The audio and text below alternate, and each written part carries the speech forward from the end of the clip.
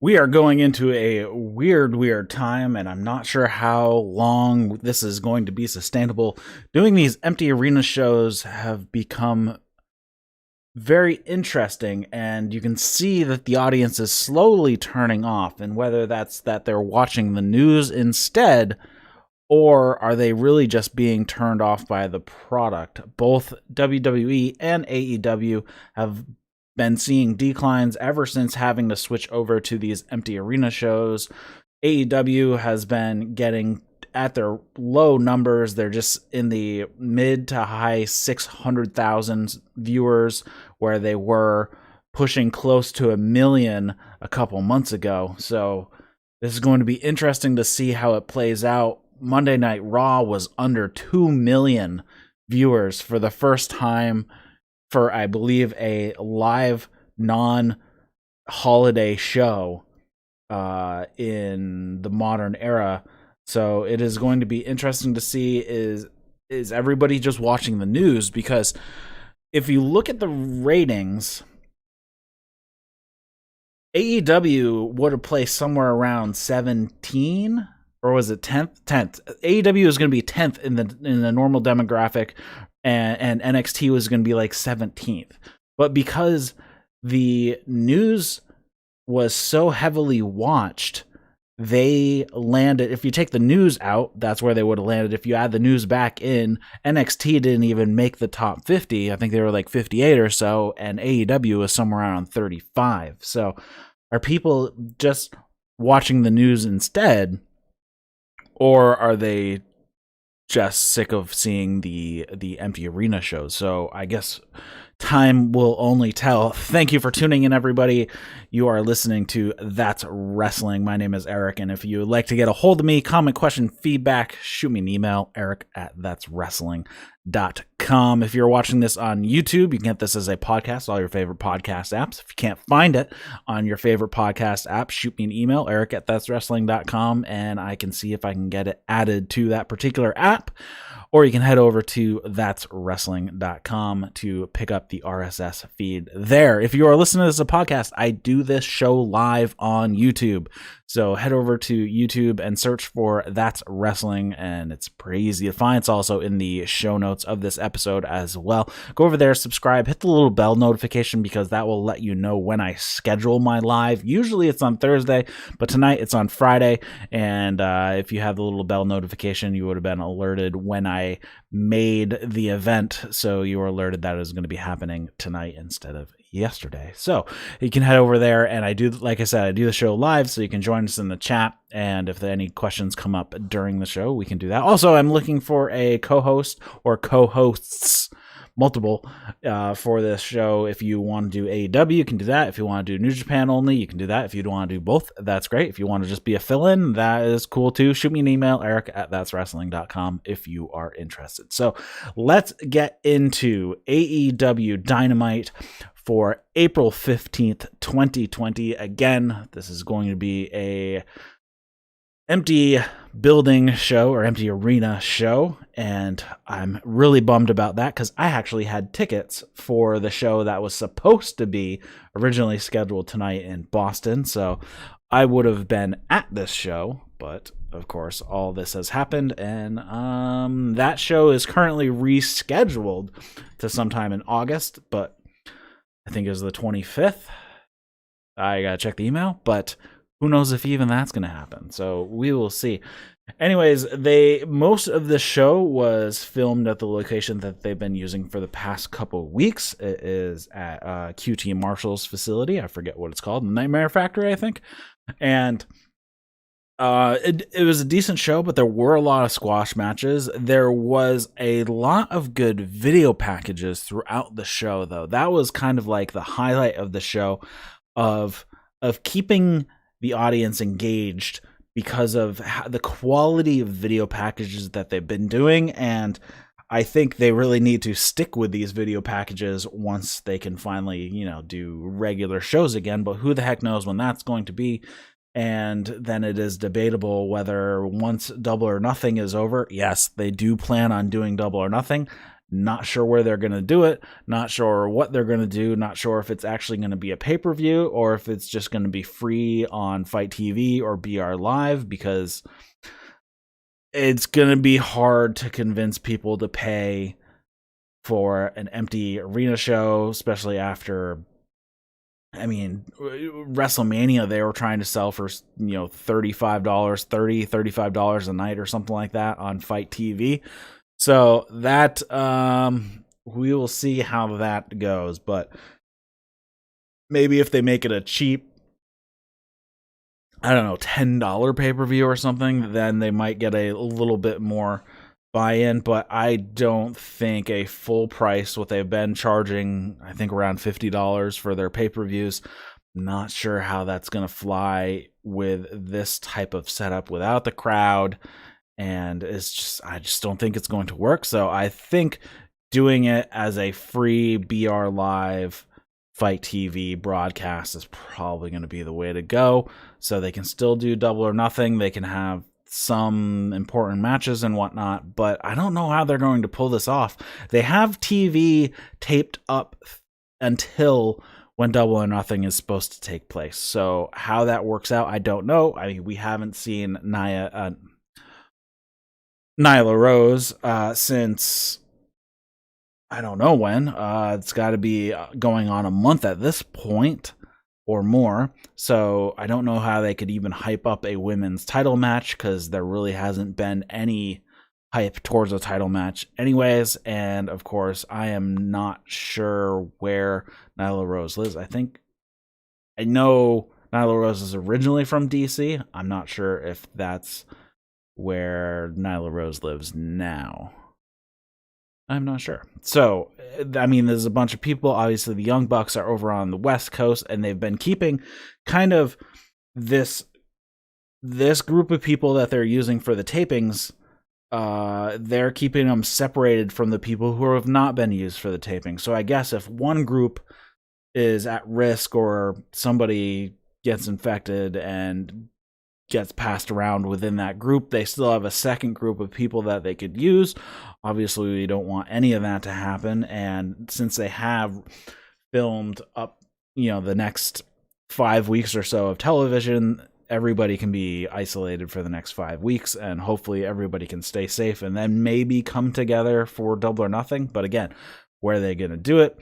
Las Vegas looks like they are open to doing fight cards with no audience starting in May. So whether they continue to decide to do it in Vegas is to be seen. The MGM has decided to cancel the show, and it will be the following next year. So next year's Double or Nothing is basically already scheduled at the MGM. Whether the MGM lets them run as an empty arena there, don't know if they'll go back to Daly's Place, because now Florida is open to this production, because they've basically said if there's something with national television, as long as the public is not allowed, then they can film, which that's a whole nother political mess and a half when it comes to WWE. But obviously AEW can take a hold of that,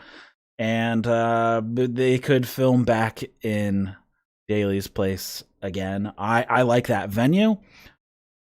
I think the venue that they're currently using, QT Marshall's, is not as good. I like Daly's Place better.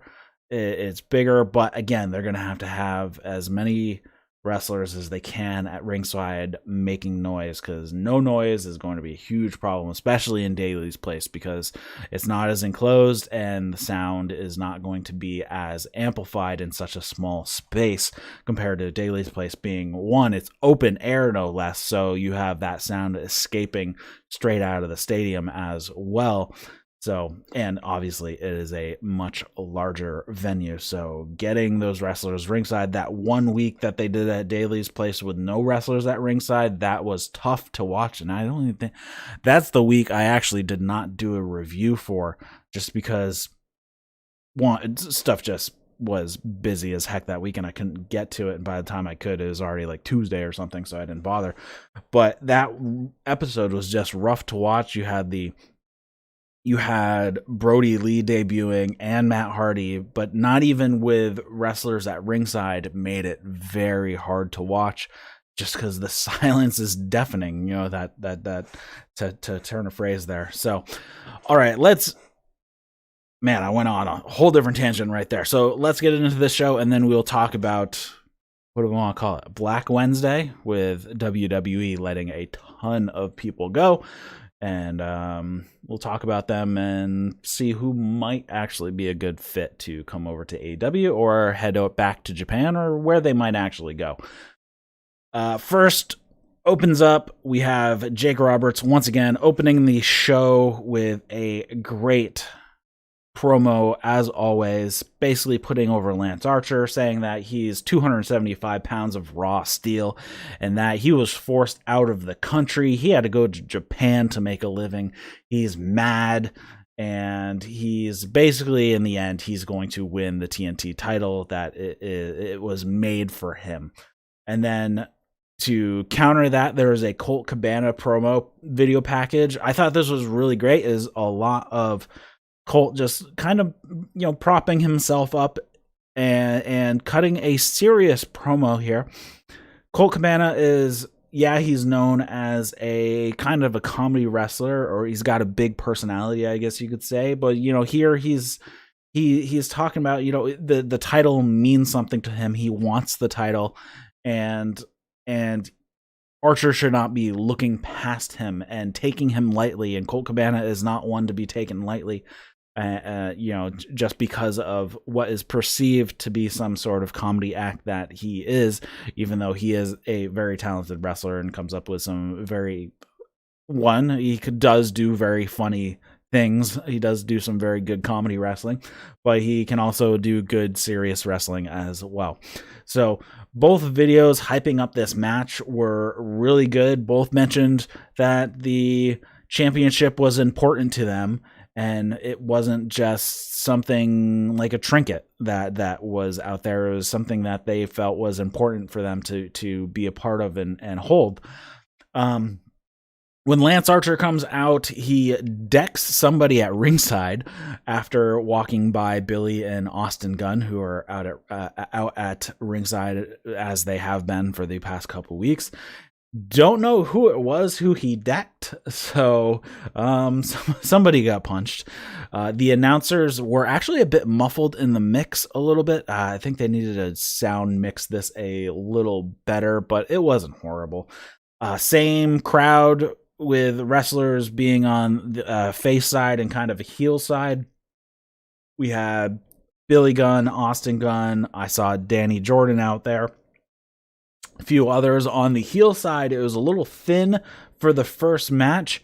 There was I think it was, oh man, what was her name? Jay, what was her first name? Oh, Casey? Oh, I don't remember. She was on last week.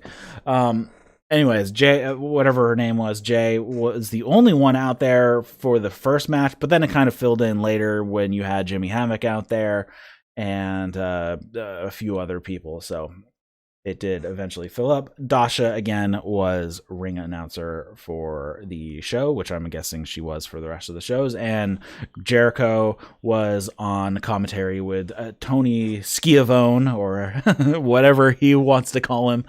Again, Jericho is really awesome as being the color commentator, and it looks like we're going to have at least another 5 more weeks of this with Jericho. So should be very entertaining.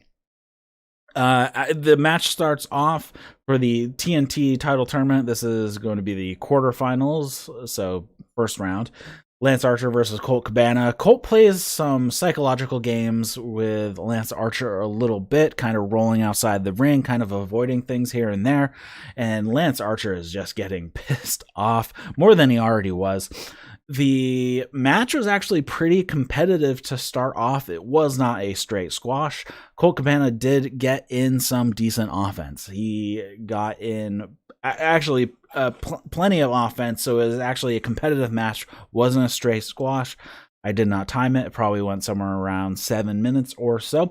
Lance takes over for a little bit. They have some exchange of some hard shots. Colt actually makes a little bit of a comeback. It says, I don't know what they called it, the flying apple. Now, I am not sure if that is the legit name of it, but it's his running rear view splash in the corner.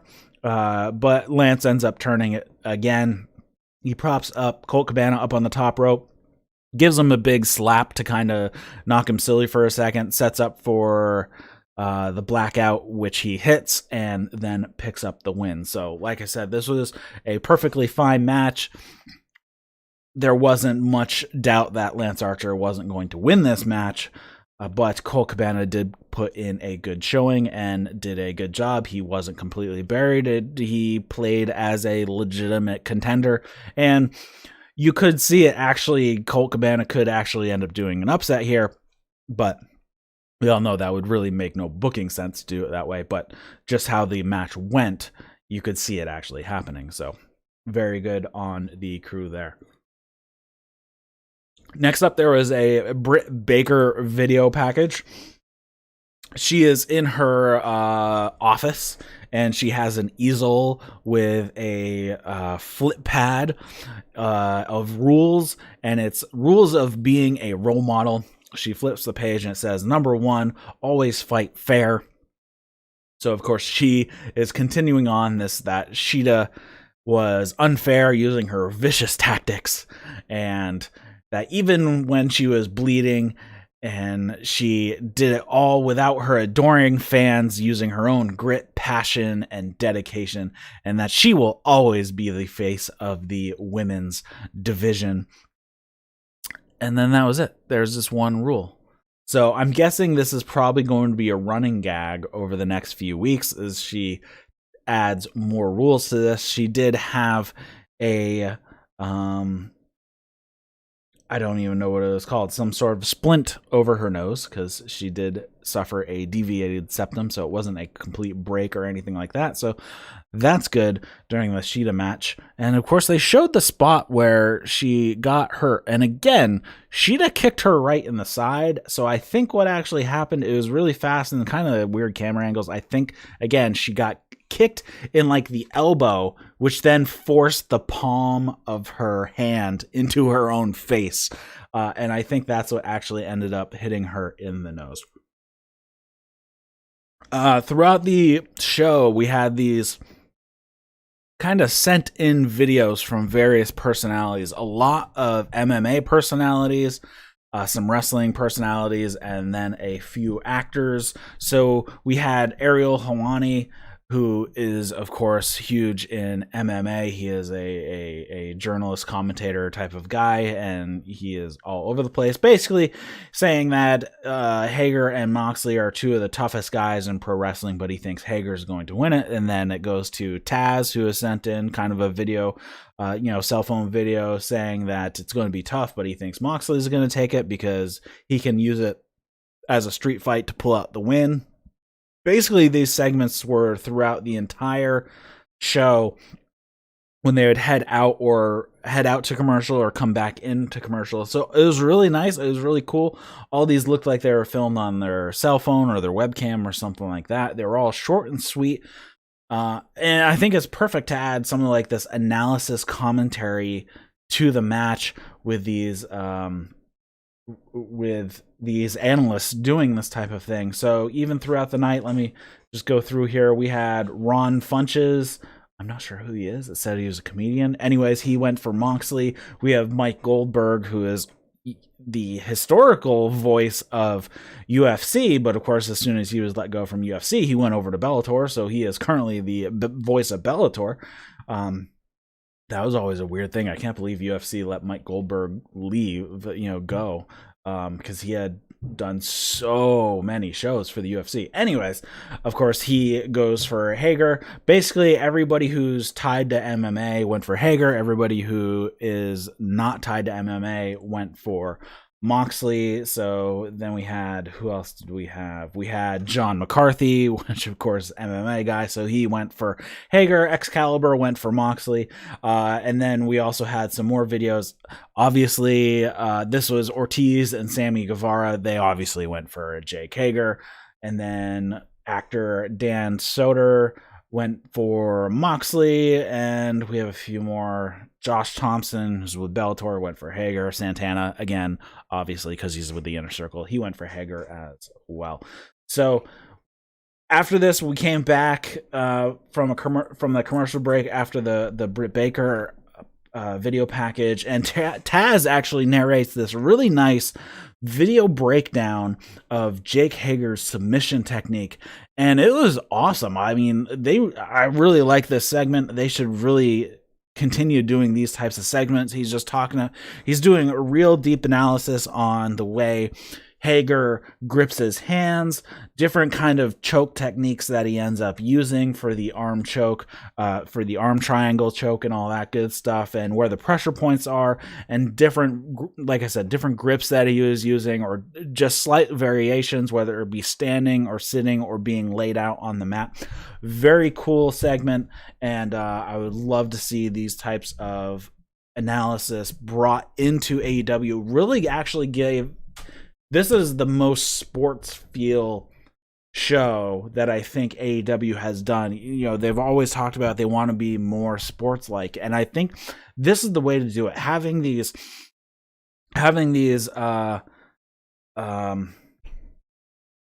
analyst commentators come in, send in a 1-minute video filmed on their cell phone, boom, great, and then this breakdown of a submission move, in this case by Taz, awesome.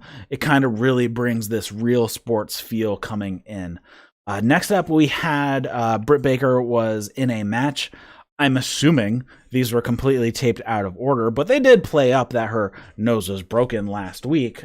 So either they did really, really good makeup, or they had filmed these out of order, and the Sheeta match actually in real time took place after this match. But it could have just actually been really good makeup, because this ended up being against Casandra Golden, who had been on Dark once, and she had lost to Sheeta back in February. So this is her Dynamite debut. So she's 0-1. Basically, this ends up a squash, because Casandra Golden gets 0 offense in. So this is why I think they could have actually filmed it after Britt Baker did get her nose busted, because if they just did some good makeup and she wasn't didn't have any bruising or anything, or they could cover up the bruising, she didn't take any offense, and it would have been perfectly fine for her to do this match, because she just starts off with a low kick to Golden's knee, then a super kick that didn't look like total crap, so yay there. But 1 out of 20 is a not good odds on this one. She gives Cassandra Golden she has her bite the bottom rope and then basically curb stomps her and picks up the win there. Really, that was it. So Britt Baker could have done this match after getting her nose busted, because there's really no risk of her hurting her face anymore, because she didn't take a lick of offense against her. So she just hit a few moves on Golden, call it a day. So I'm not sure, but I'm assuming this was actually filmed before the Sheeta match that we showed last week, and it just might have worked out the way that they're like, hey, we can make a story out of this, that she's come back a week later, even though she got her nose busted last week. Even though we all know it's taped, but still, perfectly fine storyline to go with. They did advertise Double or Nothing, like I said at the top of the show. Not sure what's going to happen, not sure where they're going to do it. I'm assuming we're going to get some details in the coming weeks, now that both Florida and Vegas are open to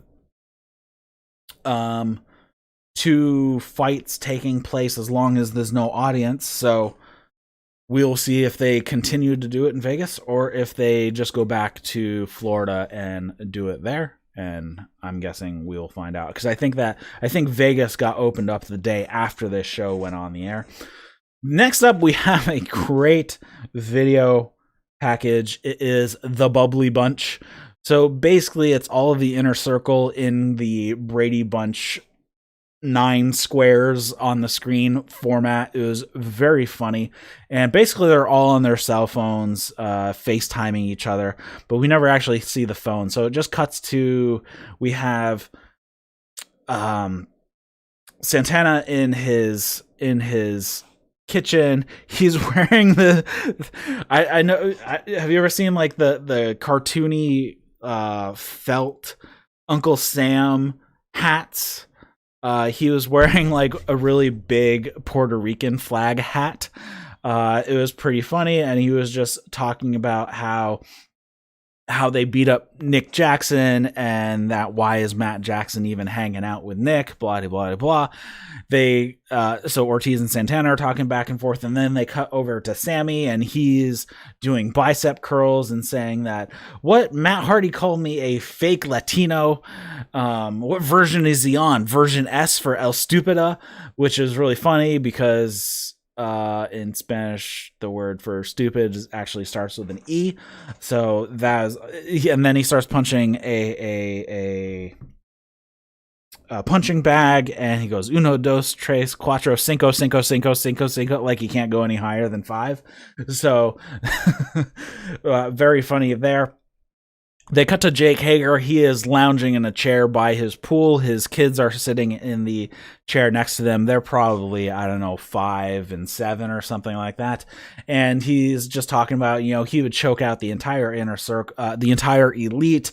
And then he says, earmuffs, kids. And they both cover their ears. And he says, I'm going to beat the shit out of Jon Moxley. And then, it cuts over to Jericho. Jericho is in his kitchen. He is making eggs. He's using a metal spatula on nonstick cookware. He has a glass on his stove, and he's pouring orange juice. And of course, he misses and gets it all over. He had a glass top stove, so it was fine. He just like pours it all over the place. And it's funny because they cut to a close up when he was doing the pour, but when they cut back out to the wide shot, there was no mess on the counter, which was really funny. So just like purposeful bad continuity right there. So he's talking about, yeah, that's right. You know, Jake Hager is the only guy who is undefeated in MMA and AEW. And then he switches to a different call. I think he was talking to his sister or something like that. And he says, I still don't have any toilet paper. Can you find me some? And then that was the end of the segment. It was very funny. Definitely seek it out. I believe the entire clip, the entire 5 minutes or so, is on the AEW YouTube channel. So go check it out because it's definitely worth a watch. It was very funny. Next up, we have Suge D, who was on Dark a while back and lost to Kip Sabian versus Sammy Guevara. Suge D was in the crowd the past few weeks, and I have never seen him wrestle before. I only knew he was on Dark because it was in his lower third. I also noticed that Aubrey had been the ref for all of the matches on this episode so far. And let me check I think she was the ref for all of them. Yeah, she was the ref for actually every single episode, every single match that was filmed at QT's place. I have not really been paying attention if she's been the only ref the past few weeks, but she was for every single match tonight besides the title match, which was actually filmed before they left Daly's place the weeks ago or whatever. So anyways, it was basically a squash. Sammy just beats Suge D, picks up the victory, and then after the match, he says that this was just light work for a Spanish god, and that he is going to beat the shit out of Darby Allin in the first round of the TNT title tournament, and that, of course, is a spoiler. And then they move on to commercial after John McCarthy and Excalibur give their opinions on the Jon Moxley Jake Hager match coming up later. Next up, we had Kip Sabian versus Chuck Taylor. So Penelope Ford came out with Sabian, and Orange Cassidy joined Chuck Taylor. They start off actually with some pretty good chain wrestling. Chucky T takes it for a bit. There were a couple times where there was some audio bleeped out. So I'm not sure if it was somebody in the audience or if it was Jericho that said something. But this actually happened a couple times during this episode. So I am not sure why. Yeah, really not sure why, because it didn't fit in with Jericho saying anything. But of course, you had Jimmy Havoc at ringside too, so I wouldn't be surprised if he didn't yell something inappropriate here and there. Interesting finish, actually. So Penelope Ford ends up jumping up onto the ring. She takes her jacket off, so she has a really small, tight top on, trying to distract Chucky T, which of course he does end up getting a little distracted, and Kip Sabian takes advantage. And then Orange Cassidy jumps up onto the ring apron. He takes his jean jacket off, trying to impress Kip Sabian in the way that Orange Cassidy is going to. But then Jimmy Havoc jumps the barricade and pulls Orange Cassidy off the apron, and then gives him a fisherman's DDT. I haven't seen this before. A fisherman's DDT on the floor. And of course, this distracts the ref. The ref is trying to get order, and she has her back turned, and Penelope Ford gets up on the top rope on the opposite ring post, gives a Hurricanrana to Chucky T, and then Kip Sabian swoops in and grabs the roll up for the pin. And then Jimmy Havoc walks to the back with Penelope Ford and Kip Sabian. So it seems there might be some sort of alliance building here with Jimmy Havoc and Kip Sabian and Penelope Ford. So this could be interesting. I have not been watching Dark lately, so I'm not sure if this has been forwarded over there. Again, they never really mention it or even promote Dark, so I don't know why anybody would go over and watch it, because they don't even make it like it's a big deal. So I rarely ever watch it these days, and they've been short. They've only been 20 minutes, so they've been 1 or 2 matches that would qualify to be Dark matches. They have more videos where they have Ortiz and Santana giving their thoughts, Dan Soder, as I mentioned earlier, on Moxley, and Sammy and Ortiz, obviously, for Hager. And then we had a squash match. It was Shawn Spears against Justin Law. This is Justin Law's AEW debut. Basically just beats up the guy. He challenges Justin Law to some amateur wrestling. So Shawn Spears gets down on all fours and asks Aubrey to once Law gets into position to say go, and as soon as that happens, Law actually rolls him into a pinning predicament and gets a 2 count. But then, of course, Shawn Spears hits the C4 and takes the win there. Then we have Josh Thomas, who's with Bellator. He goes for Hager. Santana obviously goes for Hager. And then we have the main event of the evening with 40 minutes left in the show. Jake Hager versus Jon Moxley for the AEW title. No holds barred, empty arena at Daly's place. So they cut over there, and they actually have JR doing the commentary by himself. It was a little lackluster. I would have liked it if they had brought on Excalibur as well. It would have been easy enough to have them both just do the audio, and it would have been fine. I don't know why they had to have just Jim Ross. If they are both recording in a home studio, it could be perfectly fine. If they just connected to each other via Skype and then both of them just recorded their own file on their own computer and then just sent it in and had post-production merge the two together, you would have had a perfectly fine audio track or commentary track, and then JR wouldn't be completely by himself, because I think JR needs a little bit of somebody to play off of, because there was things that happened and JR just wasn't as excited. Of course, when you're doing commentary after the fact, you're doing it, for video, you're basically doing voiceover for a video. It is obviously going to be harder to get invested in the product when you're not there live. But really, there's no reason they couldn't have had somebody else to have JR bounce off of and have a little banter in there. And I think it would have livened up a little bit.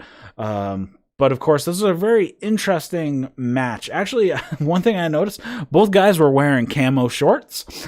Jon Moxley had cargo shorts on, and Jake Hager had kind of MMA compression shorts on. But both of them were camo, which was pretty funny. Actually, the same color of camo, too. Kind of the forest green and kind of off greenish yellow, or whatever you want to call it. The start of the match was actually kind of interesting. They're just exchanging a lot of holds. It was very kind of MMA, jiu-jitsu type of deal, a little bit of a shoot style. There's just a few strikes. So interesting decision to start off this way. Of course, Jon Moxley does train in jiu-jitsu at Randy Couture's place over in Vegas, so he does actually know how to do some jiu-jitsu and whatnot. And of course, Jake Hager is an MMA fighter, so this is kind of the way they went. They kind of sectioned this off into kind of 3 parts. So they kind of had the beginning, which was kind of a shoot style, submission style. They then kind of had a walking brawl that kind of went out into the seats around the ring and whatnot, and up into the stands a little bit. And then they brought it back into the ring to finish out the match, and kind of your typical wrestling match, though they did even incorporate some more submission style stuff there near the end of the match as well. But I thought it was fine. There were some, it was a bit slow. I think this match would have done a lot better in front of an audience, and they could have adjusted the pace accordingly by gauging how the audience went. So, I mean, this was kind of slow in spots, but what are you going to do? I thought this was perfectly fine. I actually heard Jon Moxley was on Wrestling Observer Radio, Wrestling Observer Live on Wednesday afternoon, so before AEW actually aired, and he was talking about, he thought it was a good match. He liked doing the match. He actually mentioned that there was a point that he walked out of there. He had a chipped tooth and whatnot. And I'll get to that in a second. There was a screw up by JR. JR said that falls count anywhere, and then later corrected it. And then it looked like the ref was asking if they wanted to give up when they're in various submissions outside of the ring. So that brought it back to it. Well, I guess this is a falls count anywhere. So why didn't they fix that? This was a taped match like 4 weeks ago. I'm assuming JR didn't just do the commentary on like Wednesday afternoon, late afternoon at like 7:00 right before they were going to go live. So why didn't they fix this commentary that was clearly screwed up, where JR didn't know if it was falls count anywheres, and then thought it wasn't, and then thought it was, and then thought it wasn't. So they could have easily fixed that. This was taped so long ago. There's no reason they had to stick with that commentary or stick with those screw ups. Anyways, they fight to the outside. Moxley gets thrown into the barricade, and then Jake gets thrown over it. Moxley goes for a Gotch-style pile driver on the cement, but then ends up getting backdropped.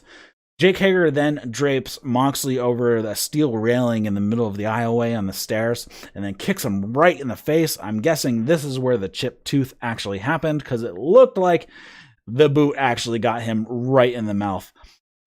So I'm guessing that is where that happened. But if you haven't listened to it, go check out Wrestling Observer Live from that Wednesday. If you are a subscriber to Wrestling Observer, it was a really good episode. Go check it out, and especially the after show, which is only for subscribers. Go check it out with Jon Moxley talking about everything that's been going on, and it's a very good interview. Anyways, more submissions out here on the outside. They end up fighting to the ring. Jake goes for a Vader bomb, but bails out as he sees that Moxley is kind of rolling away. Moxley then hits this really nice running high knee. He's been using this ever since he left WWE. I've seen him use it since he started wrestling in Japan this summer. So he's been using this running knee, something that he likes to use. This one was really good. They fight to just on the outside of the ring. Great. Jake grabs a chair, buries it into Moxley's gut while he's laying on the ground. Moxley kind of like sits up, and then Hager like knees the chair into Moxley's face. And then they finally get back into the ring. The chair ends up getting propped up in the corner between the top and second rope. Jake ends up getting dropped toe hold into it, and then they go back to trying to submit each other. They exchange some strikes here and there, and then Moxley throws the chair into Hager's face, then leaves the chair on the mat, gives Hager the paradigm shift on the chair, and picks up the pin. So Jon Moxley has retained his AEW title, which, of course, was the right move. There's no reason to remove it, and especially moving it to Jake Hager. That would really make no sense, because I don't think Jake Hager would be a very good AEW champion anyways. Not that I don't like Jake Hager. This was a perfectly fine match for him. And I'm curious how it will go if Jake Hager can kind of adapt a little bit more to the style that they'll be using in AEW, kind of a more fast-paced. He was sweating like crazy when they were only like 5 minutes into this match. So this match, if you take out commercials, was probably about a half hour of actual match time. So he was a little bit gassed. I think he might need to work on his cardio a little bit. Not that I'm one to judge here, because my cardio freaking sucks, but that is a different story. But he is a professional, so I think he probably bump up his cardio a little bit. But all in all, that was a decent match. Some people thought it was a bit slow. It was slow in some spots, but I was never like really bored with the match, so I thought it was perfectly serviceable. And what was another thing? Oh, on that interview that I was talking about on Wrestling Observer, Moxley did mention that him and Hager basically didn't talk before the match. They spoke a few words to each other, and that was about it. So basically this entire match was done on the fly. You could kind of tell a little bit. It was a little slow. If you pre-plan a match, you might move it along a little differently, but this is something that Moxley likes to do. He likes to do on-the-fly matches, and it worked out. I thought it was perfectly fine, and that's that. So I was on the Twitter, and I saw a video that ties back to last week. So last week, when they were hyping up this match, Jake Hager's wife said that this is a house of winners, and that if you either win or you don't come home at all. So there is a video on Jake Hager's Twitter where he comes home and he has a digital lock on his front door, and he's pushing the buttons and it just flashes red. So he has been locked out of his house, and his wife opens the door and says, "What are you doing here? Did you win?" He's like, "No." And she's like, "Well, call me when you do." And she slams the door on his face, and he's like, "But I am a winner." And that was it. So that was on his Twitter, and I'm curious if they put that into Dynamite next week. But I thought it was very funny. It was just a quick 20-second video where he could get into his house, and his wife told him that, well, he didn't win, so call her when he does. So that was pretty funny. So great little callback. I was hoping that, I think I actually said that on the review last week, that I was hoping that when he didn't win, they would follow up with him not being able, or him going back to his house and see what happens. So that is what's happened so far. I'm curious if they expand on that a bit next week with a AEW produced video, because that would be very funny and entertaining. So that was it for this week's Dynamite. I have more to talk about because we have all the things all the releases from WWE, so don't go away. So all in all, I thought this was a good show. It was, of course, not excellent, and as these empty arena shows are, I mean, they did what they could. It wasn't bad. It wasn't great. It perfectly serviceable. I enjoyed the episode, and yeah, I mean, there's only so much you can do with these empty arenas, and I think they're just kind of making the best of it, especially with some of these video packages. These video packages for the past few weeks have been on point, and I want them to make sure they continue doing this level of video package when they finally go back to doing a normal show, because this is the quality of video package I wanted to see since they started, when we had the Road to videos going into All Out and Double or Nothing last year before they had Dynamite, and they're producing these videos. They are excellent videos, and they need to continue to do these videos. They kind of let it slide a little bit when Dynamite started, and all the way up until we have this sudden crisis where they cannot do shows in an arena. So I think they need to continue this level of video work when that happens. So let's get into the other big news of this week that could have an effect on AEW, and that is a massive list of releases from WWE. Now, it's been said all over on every other podcast, and I'll just touch on it lightly. Kind of a dick move for WWE to let all these people go when they know damn well they're not going to be able to find any other work for quite a while.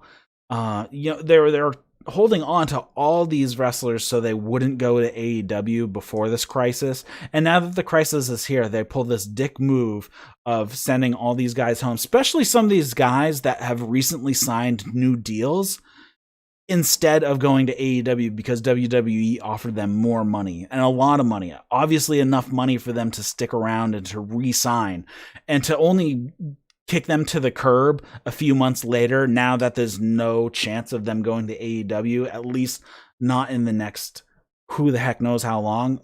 Obviously, all these people probably have 90-day no-competes, so they're not going to be able to show up on AEW anyways for the next 3 months. But who knows if AEW is even going to be able to bring them on in the next 6 months or 9 months or the next year.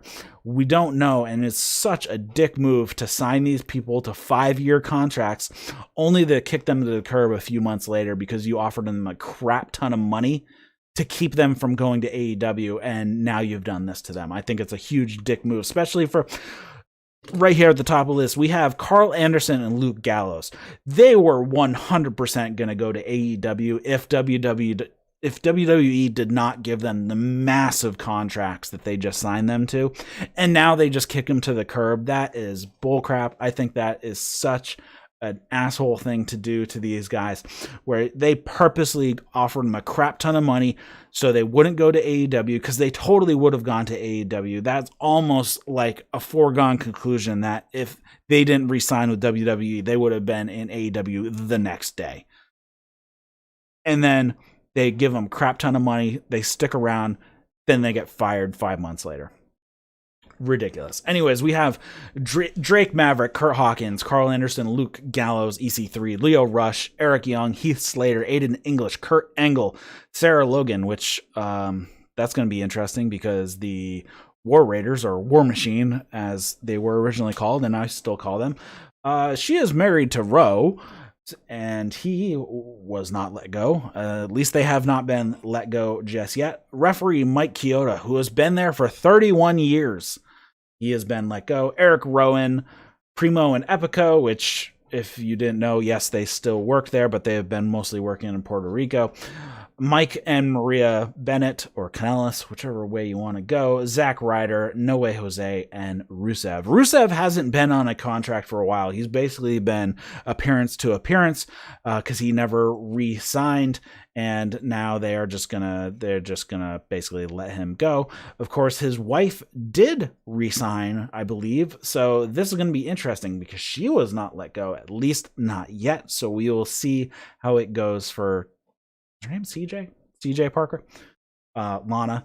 So we will see how that goes, if she is going to be staying with WWE for some time. Of course, this is a total Vince McMahon thing to do, fire the husband and do the stupid storyline that they have been doing to try to break up the marriage. I'm assuming they're perfectly fine, so we will see. But out of this list, who should go over to AEW?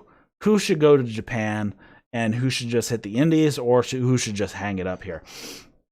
Now, this is a very large list, and I would like to see a good number of these guys in AEW. I don't think it's feasible to bring out all these guys, especially now, and especially because they were supposed to start a second show, but until that happens, adding so many people to the roster could be iffy. So I think Drake Maverick, Kurt Hawkins, and Leo Rush, Heath Slater, Aiden English, Primo and Epico, and that's about it. Those guys, I think they could hit the indies and do whatever. I don't think they'd be Leo Rush actually might be a decent fit for AEW. And Drake Maverick, but both of them could easily head over to New Japan as well. I think they do great in the Super Juniors, the junior heavyweight division. I think Carl Anderson and Luke Gallows, I think that's a no-brainer to pick them up to AEW. Of course, they could go back to New Japan. Either way would be fine, but I think AEW is probably the way to go. Eric Young is in here. I'm not sure what to do with him. I think the best thing would be AEW pick him up as an agent. He is a very smart guy. He is very good with putting all this stuff together. So I think picking Eric Young up as a backstage member is probably the way to go. He could do in-ring stuff if he wants to, but I think picking him up as an agent, definitely the way to go. Sarah Logan, I think you could pick her up for the women's division, though she is a bit green, but I mean, the AEW women's division is pretty green anyways, but I think she'd be okay. I like the stuff that I did see of her before I stopped watching WWE. Eric Rowan, I think would make a good fit in AEW. The only problem is I do not want to see him paired up with Brody Lee, and Brody Lee does not want that either. If you listened to his interview, Brody Lee, that is on Talk Is Jericho, he likes Eric Rowan. They're friends, but he wants to be separated from him, and bringing Eric Rowan in could be an issue and could be a bit too tempting to try to pair them up again. And I think there's definitely a way that they could be completely separated, bring Eric Rowan into AEW as well. Could be perfectly fine. Totally revamp his character, just like Brody Lee is like a totally different version and is completely disconnected from the Luke Harper character. That is the way to go. Then we have Mike Bennett and Maria. I would bring them into AEW. They could be a great heel team, as we saw over in Impact. I think they could be perfectly fine, depending on what they want to do. And then Zack Ryder, he's totally up in the air, but he is super good friends with Cody. I think he's probably going to end up over in AEW. Not sure doing what. He could be part of creative or something like that. I'm not sure that there's room for him. But if he ends up doing a major makeover, similar to how Shawn Spears has been completely made over, I think he could still have some life in him. I think he's only like 34, so he's still got a good number of years left under him, and he hasn't been doing a crap ton of wrestling anyway, so he, even for the past 10 years, so his bump card isn't like super full comparative to a lot of people who are in WWE. So I think he has enough charisma that he could revamp a character completely. Then we have Noe Jose. Drop the name, bring him into AEW. He is a good wrestler. I think the character is the problem. And then the last guy on the list, Rusev. That is a no-brainer. He should be in AEW as soon as he can sign. He's been wanting to leave for a while. Everybody's wanted to see him over in AEW. So I think it makes sense. Rusev is the guy to bring in. And then, of course, we have the Revival, who were released last week, along with Sin Cara, but I don't think Sin Cara is going to come to AEW. I think he's going to go back to Mexico. But I mean, there are so many people on this list. How many is that? 1, 2, 3, 4, 5, 6, 7, 8, 9, 10. So there are 9. There's 10 people. Well, 9 of them that are wrestlers. 1 is a backstage agent in Eric Young, but could also be a wrestler. And then kind of up in the air with Drake Maverick, Leo Rush could go to either AEW or New Japan. So you could have up to 13 people on this list going to AEW, and it would be perfectly fine, because these are definitely quality guys to have. But I mean, AEW's roster is already a bit full, and if they're not going to be able to start their second TV show until after all this is over, bringing in these guys is probably not going to happen. I say probably the So here's the top contenders. I think the Revival are definitely going. I think Rusev is a no-brainer, and then Gallows and Anderson. So the 5 of them, I think, are the most likely to show up first. Revival, Anderson and Gallows, and Rusev. And then they're probably going to bring over Zack Ryder, whose real name is Matt. So I just saw that next to it. So I think those 6 are the most likely to come in first. But like I said, I would not be surprised if most of these other guys landed EC3, Lio Rush, Drake Maverick. I wouldn't even be surprised if Kurt Hawkins or Heath Slater ended up over there. Sarah Logan, like I said, they could definitely pick up her, Eric Rowan, and then the Bennetts. I mean, like I said, more than half of this list could realistically go over there because these are like the quality wrestlers, which WWE does not really use quality wrestlers appropriately. So we'll see how that goes. Kurt Angle, I mean, he's not going to be on screen. You could use him as some backstage, talent, be kind of a mentor to the younger people. It would make, but they do have so much wisdom already there. They have Tully, they have Arn Anderson, they have Jake the Snake, they have, who else do they have? They have Dean Malenko over there. They have Jerry Lynn. So it's like, wow, they already have some really seasoned guys, and guys like Jake the Snake that have made serious mistakes and could be a force for good on pointing this young talent away from the path that he went down. I think that would definitely make sense. Kurt Angle would be the same thing because he got into the painkillers and all that stuff. I think he could be a very good mentor to a lot of this super young talent that AEW has. We have guys like Jungle Boy and MJF who are like 22 and 23.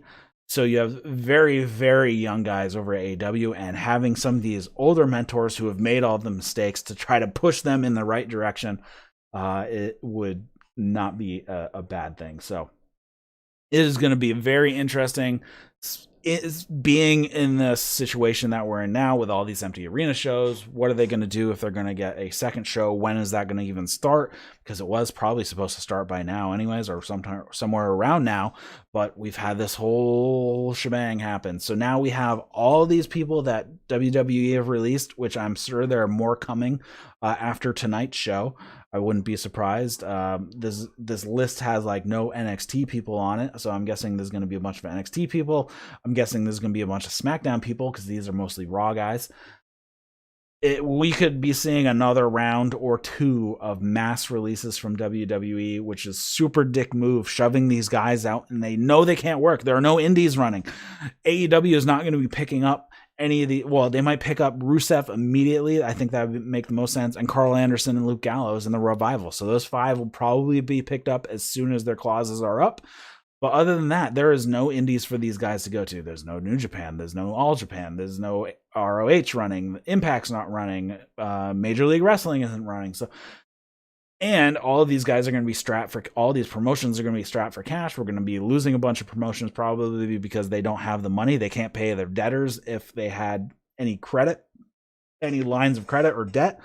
So it is really dick move of AEW to let these people go when they have $500 million of cash and available credit on hand right now, and that doesn't even include they're still getting tons of TV deal money and whatnot. I mean, they're bringing in like $16 million a month just from the Fox deal, just for SmackDown, and they said that releasing all this talent's going to save them like $4 million a month. It's like, that's 1 week of SmackDown fees from Fox. It doesn't cost you, now that you're doing all these no arena shows, it doesn't cost you anywhere close to that to produce an episode of SmackDown. I mean, production costs have to be like $100,000 at this point or less, because they are not driving from show to show. They're not doing tear up breakdown. They're not having to set up new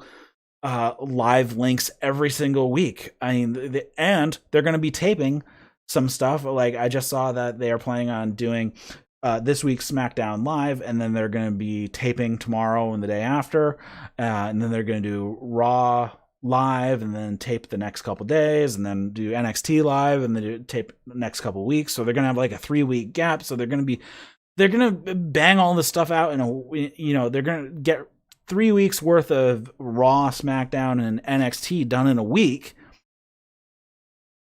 And all that is going to bring them in a ton of money. You get $16 million a month from Fox alone. Is that right? $1 billion for 4 years. Split up. Yeah, it's like 5 million, 6 million a week. So this saying, oh, we're going to save $4 million a month. It's like, okay, great. Now you're just being a jerk to all these people where you just signed them to massive contracts months ago, and now you're kicking them to the curb because, well, they can't go to AEW now, then they can't go to the Indies now, they can't go to New Japan now. Take care of your guys. I mean, that's so, yeah. They have so much money, and they're bringing in money. It's not even like they'd have to touch that $500 million of on-hand cash and credit. $4 million is what they paid Goldberg for one show. And you can't take care of all the people that you've signed to big deals. Yeah. If a wrestler wants out of contract with WWE, it's a pain in the ass. But as soon as WWE wants to get rid of the contract, big deal. It takes them 2 seconds and they can kick these guys to the curb. Contracts are so one-sided, it makes no freaking sense. All right. Anyways, that's enough rambling for me. Be sure to like and subscribe. Comment, question, feedback down below on the YouTube. Send me an email, eric@thatswrestling.com, if you have any comments, questions, feedback, any discussion topics that we can talk about. You would like to be a co-host on the show, either covering AEW or New Japan or both, or you just want to be in a fill-in. If I don't have anybody, shoot me an email, eric@thatswrestling.com. Head over to the YouTube to find that. Subscribe to the YouTube because I do all these shows live, so you can join me in the chat over at YouTube. The link is also in the show notes. If you were listening to this as a podcast, you can find this as a podcast everywhere. So thanks for watching, everybody. My name is Eric, and I will see you next time on That's Wrestling. See you later, guys.